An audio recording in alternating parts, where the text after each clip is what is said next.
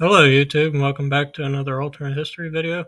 And today I got the 2020 presidential election, which of course was held between incumbent President Donald Trump and Democrat Joe Biden with Kamala Harris as his running mate. However, in this alternate scenario, I got Mike Pence, the VP at the time, as a nominee. So basically, I guess this is if Trump maybe didn't run for another term for some reason, or maybe his conviction was successful in the Senate, like when he was first impeached, or something like that. But I'm just going to go with maybe he doesn't run for another term, maybe because of his age or because the economy took the downturn because of coronavirus and things like that. So, yeah, basically, like I said, that scenario would be like this. Maybe he just doesn't decide to run again, and Mike Pence does, and I got Nikki Haley as his running mate. I think it would have gone with somebody like Haley, just because she's a woman, and I guess she could bring some suburban appeal and women appeal to the ticket. So I think it would have gone with somebody like that, which is why I have him as his running mate, or excuse me, I have her as his running mate. And then, of course, Harris, still Biden's running mate. So getting into this, of course, like I said, COVID was a big deal. Also, the George Floyd protests and riots are also a big thing in 2020. So all that still occurs in this scenario. So starting off, I believe the West Coast is going to be safe here for sure, especially with Pence on the ticket. I don't see him having much appeal here on the West Coast, California, Oregon, Washington, and of course California being Harris's home state. I do, however, still see him having the usual appeal here in the Mountain West, Idaho, Wyoming, Utah, and I think he definitely did better in Utah than Trump, better with Mormon voters, being a more traditional conservative. And I think it went Montana solidly. Same with the Dakotas. Nebraska too, first, third. I think the first would be pretty likely because I believe it was for Trump. I'll come back to the second though. That was one by Biden. Kansas, I think it would be pretty likely to safe. I could kind of say it being safe because it's Pence, and I think he would have slightly better appeal in some of the suburbs in the state. But because of the growth in the population, like in Johnson County, I think it would kind of still be likely for Pence because I believe it was just right at the high likely margin for Trump. I believe it was 14.9 or so. And going by 15 being the safe threshold, I'll still go to Pence in a high likely margin. But I could say it being right on safe, possibly 15, but going to Pence nonetheless. Oklahoma as well. Much of the deep south here, Arkansas, Louisiana, Mississippi, Alabama, Tennessee, Kentucky, some say of Indiana, West Virginia, Missouri, and that's pretty much a lot of the safe states here in the Midwest and South. Uh, so moving on here, some more Biden states. Of course, be Illinois, all the Northeast here pretty much, Vermont, Massachusetts, Rhode Island, Connecticut, Jersey, his home state of Delaware, Maryland, Washington, D.C., New York, Maine's 1st District, and Hawaii down here. I think Alaska would be pretty likely for Pence. I believe it was about 11 points for Trump, so I think it'd be something close to that for Mike Pence. Excuse me. So, some other states here, South Carolina, I think it'd be pretty likely. I believe that was another 11-point margin or so that Trump went above. So I think Pence would probably do better. I could possibly say being safe because of Haley being on the ticket, but it might just be right at the high likely margin. But since it is Haley on the ticket, I think Mike Pence could have slightly better appeal. Maybe it would be a safe stay in this scenario, but I can honestly say it'd been high likely. But since it is Haley on the ticket, I'll bump it up to safe. Probably right at 15 points or so. Some more likely states I think would be like Texas. I think Pence could slightly improve in some of the suburbs that Trump progressed in, but I think I'd still be around the same margin that Trump won about 5 or 6 points or so, because Texas is changing demographics and coming more into the competitive category as the years have been going on. But I believe it would still be pretty likely for Pence in this scenario. Like I said, probably around the same margin, 5, 7 maybe, for Pence there in Texas. The state of Iowa, I believe, would be pretty likely for him. It was for Trump, and I believe that would be a solid one for Pence as well, having good support with the evangelicals in the state. And Iowa taking a big shift to the right, as well as Ohio. I think I would say likely for Pence.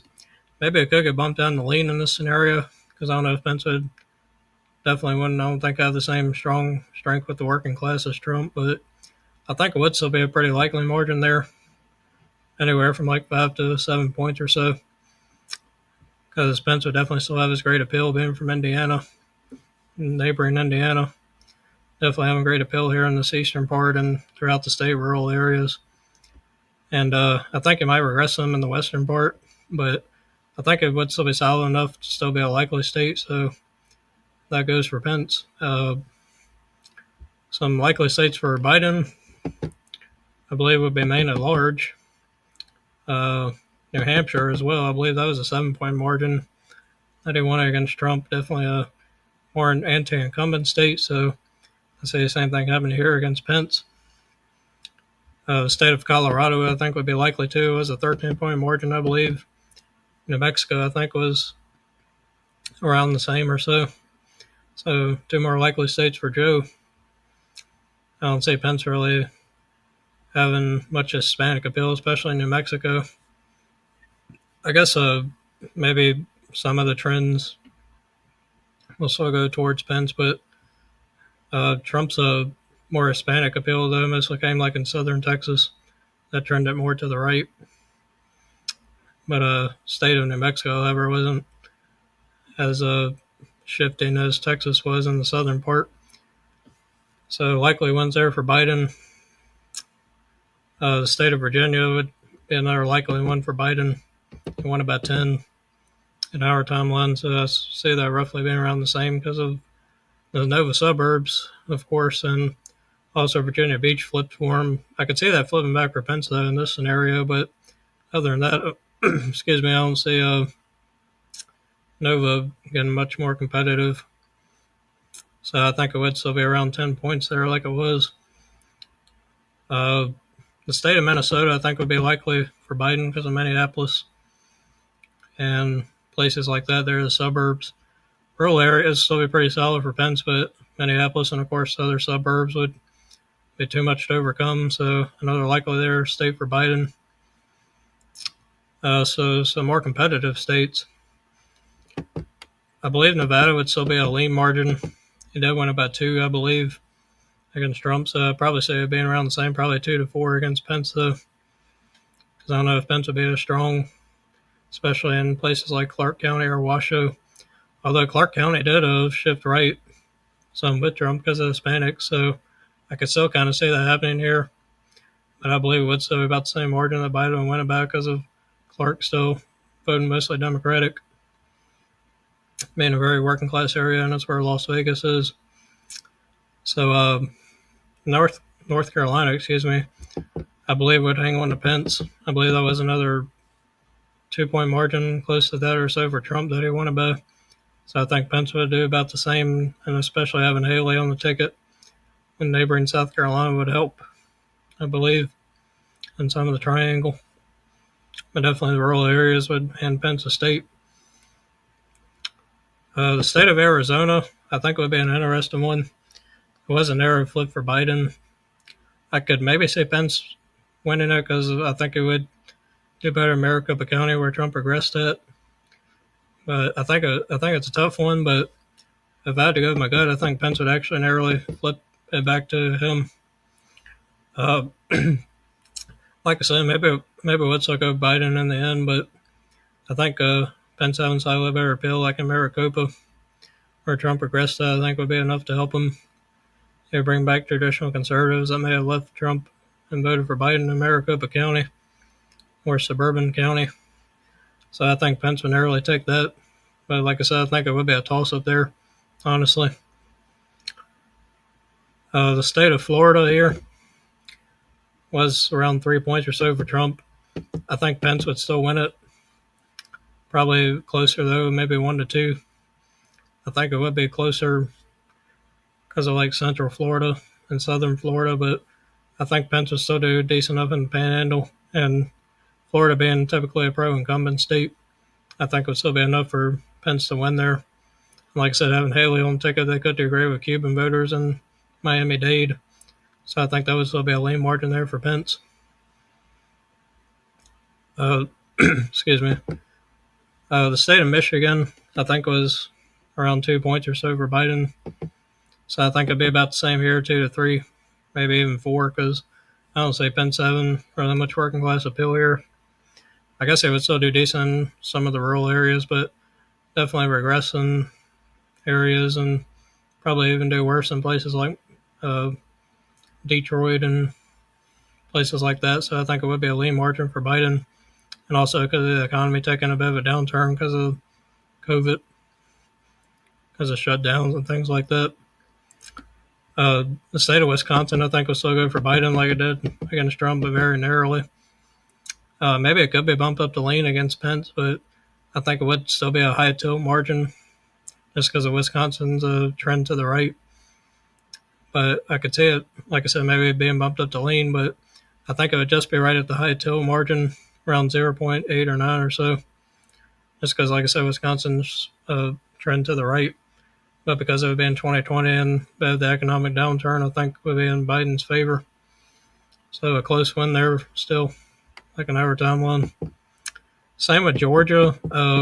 Possibly it could flip back to Pence like Arizona, but the Atlanta suburbs are just really growing, becoming more Democratic as we speak, and there's a lot of California transplants there. And so I think Biden will so narrowly win there since he did an overtime win. And because of increased black support, like I said, in the Atlanta suburbs, and somebody like Harris on the ticket, I think would be enough to win there so narrowly. And that does put him over top at 274. But we got Pennsylvania and Maine second remaining. Pennsylvania, I think, could be another lean state, being Biden's quote home state, birth state, definitely. But it was done at Scranton Joe, so I still see him winning in this scenario like he did in our timeline. Probably by a couple points or so, 2 to 3. And also Nebraska second, I don't want to forget. I've done that before for some reason. I seem to forget Nebraska second on a lot of videos, and I hate when I do that. So I'm going to make sure not to do that here. So for Nebraska second, maybe Pence could do a little bit better there than Trump, but I think it would still be pretty likely for Biden just because of a shift to the left. And like I said, a bit of an economic downturn and the protests that were going on that year, I think would still be pretty likely for Biden there. Like I said, I could maybe say getting a little closer, maybe about 5 or so. Still a Biden win there. Maine second, I think will get a little bit closer because Pence probably wouldn't be as strong as Trump in that district, but I think because of a shift to the right that Pence would still win it. I think it will be a little closer by a lean margin or so. And so there's the map with Biden winning 295. Pence and Haley's 243, so about the same map with only Arizona flipped. Possibly that could still go Biden, but I think it would be a pure toss-up there. But just because I think Pence would do slightly better in Maricopa, I'll give him the state. But Georgia still narrowly flips because of Atlanta and its suburbs trending left off a cliff, excuse me. So anyway, like I said, same map. Arizona flipped, but still a Biden win narrowly. If you agree or not, just comment below what you think of this. Thank you for watching. Subscribe, hit the bell for notifications if you haven't, and I'll see you next time.